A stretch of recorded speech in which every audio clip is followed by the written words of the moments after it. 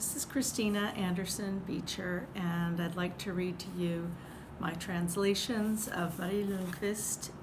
This is her debut poetry collection, which was published in 1992. I walk around gathering up my garden for the night.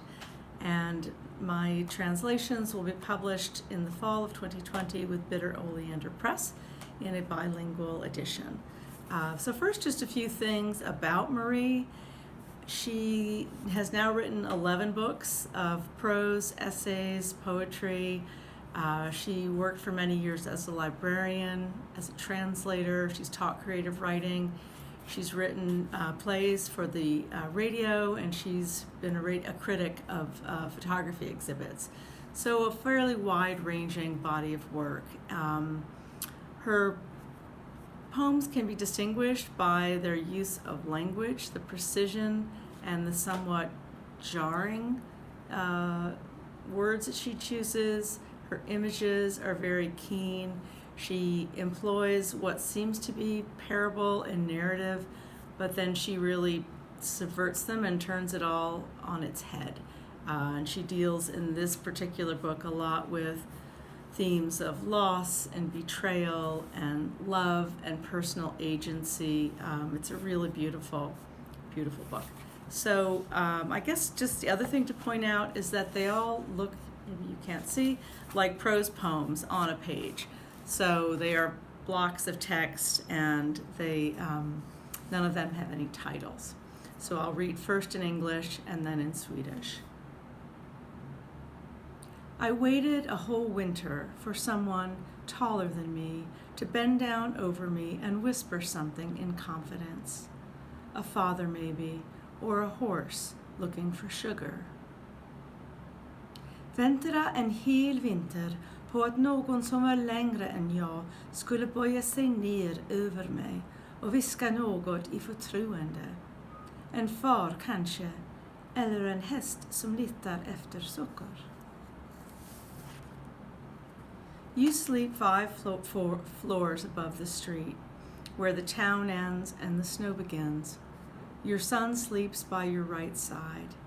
He turns his head to the east and grows. The whole night he grows, uninterrupted and so slowly.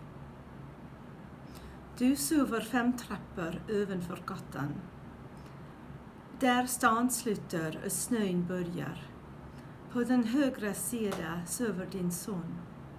Han vänder huvudet åt öster och växer. Hela natten växer han, oavbrutet och mycket sakta. I searched for a climbing tree to fall out of. You were stepping right into grief. Your errand was to be overgrown, become grief, cold grief. I fell, soft as an apple. Jag sökte ett klätterträd att falla ifrån. Du var på väg in i sörjan. Ditt ärende var att förgranas. Bli sorg, kall sorg. Jag föll, mjukt som ett äpple. I loosen these altogether too hard knots, let go in order to rise like smoke. You lie on your back under me. I'm a sail, only a sail, then it's over. Jag löser dessa alltför hårda knyttar, släpper taget för att stiga som en rök. Du ligger på rygg under mig. Jag är segel, bara segel. Sen är det över. It rains on the dead, so they say. I go to see with my own eyes. His upturned hands are filled with water. I drink like a calf. Det regnar på den döde, så berättas det. Jag reser för att se med egna ögon. Hans uppåtvända händer är fyllda av vatten. Jag dricker som en kalv. A sandwich consists of bread, butter, and cheese. A man consists of meat, blood, and water. When a man sits next to a woman and takes a bite of his sandwich, he can feel stupid. The woman cries. She's not hungry. That is the entire difference between the male and the female, to know whether to eat a sandwich or not. En smörgås består av bröd, smör och ost. En man består av kött, blod och vatten. När en man sitter intill en kvinna och äter på en smörgås kan han känna sig dum. Kvinnan gråter. Hon är inte hungrig. Det är hela skillnaden mellan den manliga och den kvinnliga. Att kunna äta en smörgås eller inte. First, she must make a clean break, renounce everything. Shave the head, wipe off the clothes, fulfill other people's dreams, take on their illnesses, unite those who belong together, separate those who should be apart, unstick those fixed in their ways, get the lame to gallop, raise the curtains for the blind, and play telephone with the deaf. Nothing could save her. The indispensable ones must die. The evangelists knew this already. Först måste hon hugga rent, avstå från allt, raka huvudet, stryka av sig kläderna, uppfylla andras drömmar, överta deras sjukdomar, sammanföra dem som hörde samman, åtskilja dem som borde skiljas, flytta iväg fasta, få de lama att galoppera, dra upp ridån för de blinda och leka viskleken med de döva. Ingenting kunde rädda henne.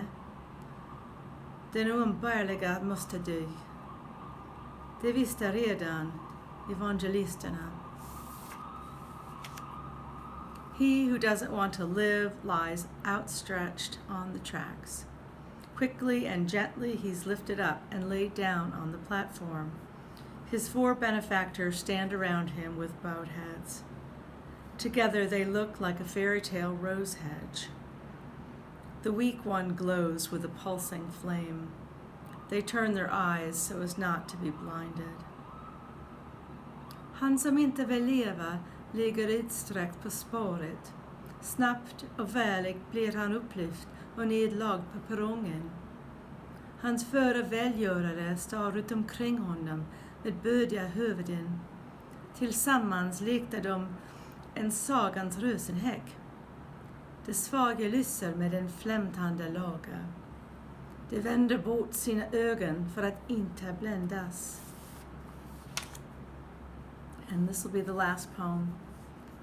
The smallest of my brothers will bring me back to our first hiding places. Beneath them, in the deepest holes, are the orange seeds that forgetfulness poked down into the earth. To get them to grow, you must lie down, pressed tight against the loam, and become an earth angel. To wait like that is also a blessed state. Den minsta av mina bröder ska föra mig tillbaka till våra första gömställen. Innanför dessa, i de djupaste hålorna, finns apelsinkärnor som glömskan petat ner i jorden. För att få dessa att gro måste man lägga sig ner tätt trött med mullen och bli en jordängel. Att vänta så är också ett välsignat tillstånd. Thank you.